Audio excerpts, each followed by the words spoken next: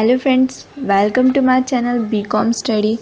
जैसा कि हम जानते हैं टी.वाई. बीकॉम सेमेस्टर 5 का सेशन है, स्टार्ट हो चुका है। यहाँ पे आज हम सीखेंगे कॉस्ट शीट का जो प्रोफार्मा है। आज हम प्रोफार्मा को रीड करेंगे और समझेंगे कि क्या क्या इम्पोर्टेंट चीज़ें हैं प्रोफार्मा के अंदर। उसके बाद हम क्वेश्चन सॉल्व करेंगे। प्रोफार्मा रीड करने से हमें क्या होगा, क्वेश्चन सॉल्व करने में इजी होगा। इसलिए हम फर्स्ट प्रोफार्मा रीड करेंगे, क्योंकि हम उसके थ्रू सोर्सेस पता करेंगे कि क्या क्या चीज़ें आ सकती हैं, कौन कौन सी चीज़ें एक कॉस्ट शीट में कहाँ जाने वाली है। तो लेट्स स्टार्ट। फर्स्ट स्टेप है हमारा ए, और उसमें हमारा एलिमेंट कॉस्ट है डायरेक्ट मटेरियल। डायरेक्ट मटेरियल में क्या क्या चीज़ें आती है, opening cost, opening stock, closing stock, purchases of raw material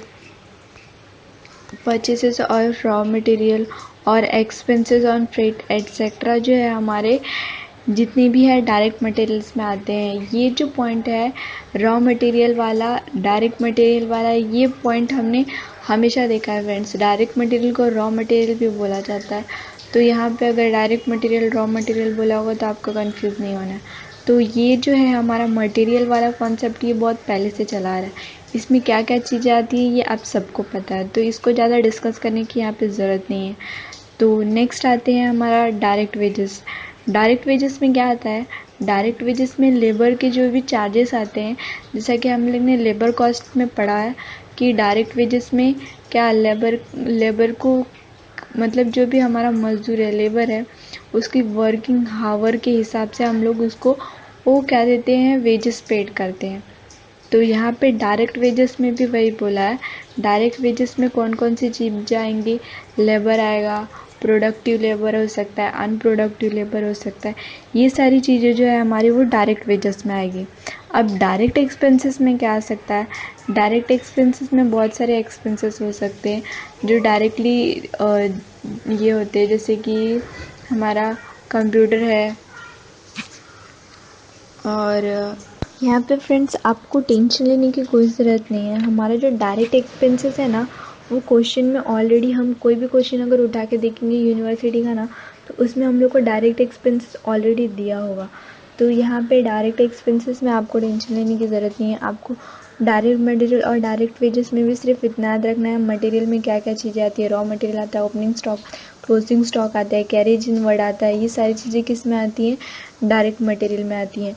और डायरेक्ट मटेरियल यहाँ पे देख सकते हैं आप, डायरेक्ट मटेरियल, उसके बाद डायरेक्ट वेजेस जो आप देख रहे हैं, वहाँ पे मैंने आपको क्या बोला, labour cost, unproductive labour, productive labour, working hour, जो भी लेबर का अगर दिया रहेगा तो वो सारी चीज़ें किस में आ जाता है हमारा, डायरेक्ट वेजेस में। डायरेक्ट एक्सपेंसेस हम लोग को ऑलरेडी क्वेश्चन में दिया होगा, डायरेक्ट एक्सपेंसेस इक्विपमेंट करके, या फिर डायरेक्ट एक्सपेंसेस का अमाउंट डायरेक्टली दिया होगा।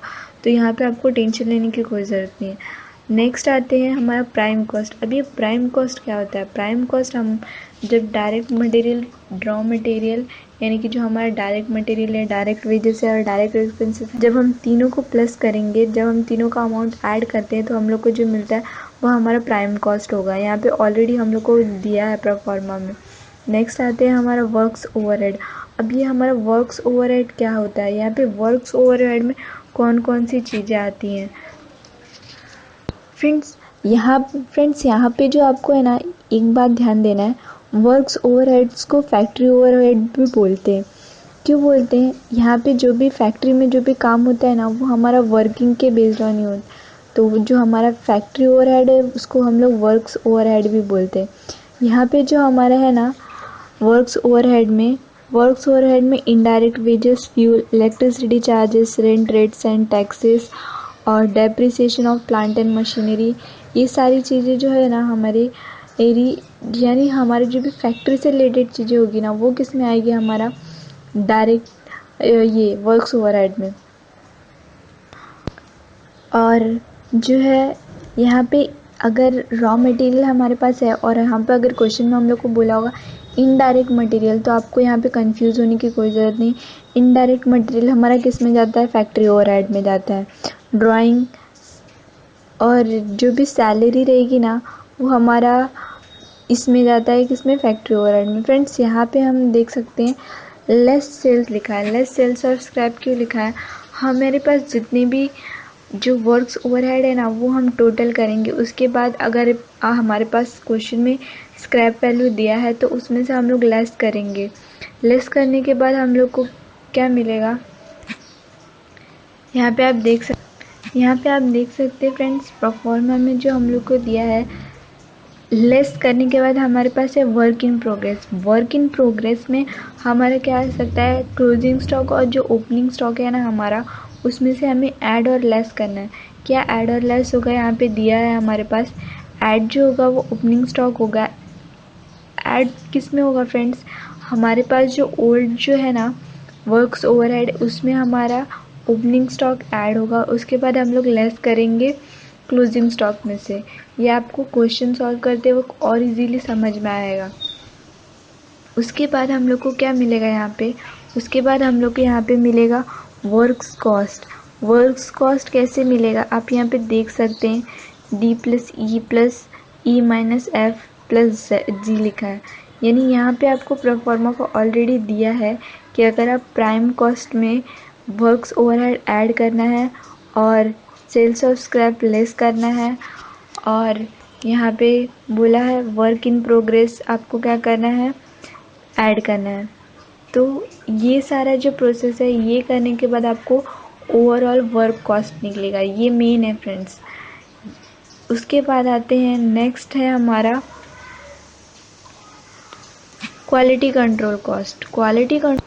उसके बाद फ्रेंड्स हमारे पास क्या है, quality control cost. Quality control cost के बाद क्या है हमारा, R&D कॉस्ट। अब ये R&D कॉस्ट क्या होता है फ्रेंड्स, R&D कॉस्ट मतलब फ्रेंड्स यहाँ पे हमारा जो R&D कॉस्ट है उसका मतलब है रिसर्च एंड डेवलपमेंट कॉस्ट। तो आपको यहाँ पे टेंशन लेने की ज़रूरत नहीं है। यहाँ पे मोस्टली आपको जो भी यूनिवर्सिटी का आप क्वेश्चन पेपर देखेंगे उसमें कोई भी सॉल्यूशन में अगर आप देख सकते हैं R&D कॉस्ट के बारे में इंफॉर्मेशन ज़्यादा नहीं दी हुई है, तो आपको यहाँ पे टेंशन लेने की ज़रूरत नहीं है। R&D कॉस्ट मोस्टली नहीं दिया होता है क्वेश्चन में। नेक्स्ट आते हैं हमारा है ऑफिस एडमिनिस्ट्रेटिव ओवरहेड।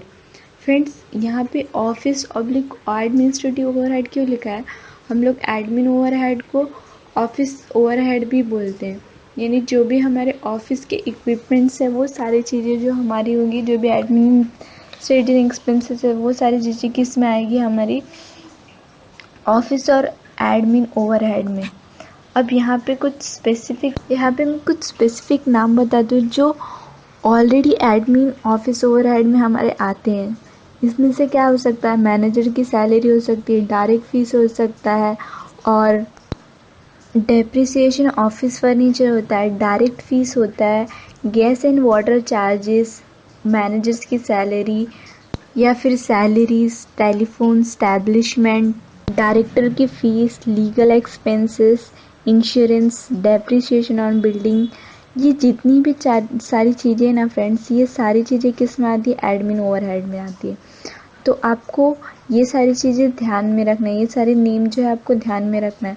ये सारे जो नेम्स है ना फ्रेंड्स, ये बार बार क्वेश्चन में आपको देखने मिलेंगे, तो आपको क्लासीफाई करने में ईजी होगा कि जो फैक्ट्री में रेंट और टैक्सेस है ये मोस्टली क्वेश्चन में दिया ही रहता है आपको। तो यहाँ पे आपको ध्यान में रखना ही है कि रेंट और taxes, lightning, heating, motor power, unproductive wages और डायरेक्टर फी, क्लीनिंग, और ये सारी जितनी भी चीज़ें हैं, depreciation of plant and machine, ये सारी जितनी भी चीज़ें हैं वो हमारा किस में आता है, फैक्ट्री ओवरहेड में आता है। और एडमिन ओवरहेड में तो मैंने बता दिया आपको, ये सारी चीज़ें आती हैं। अब सेलिंग एंड डिस्ट्रीब्यूशन ओवरहेड में क्या क्या आता है फ्रेंड्स, यहाँ पे हमारा जो है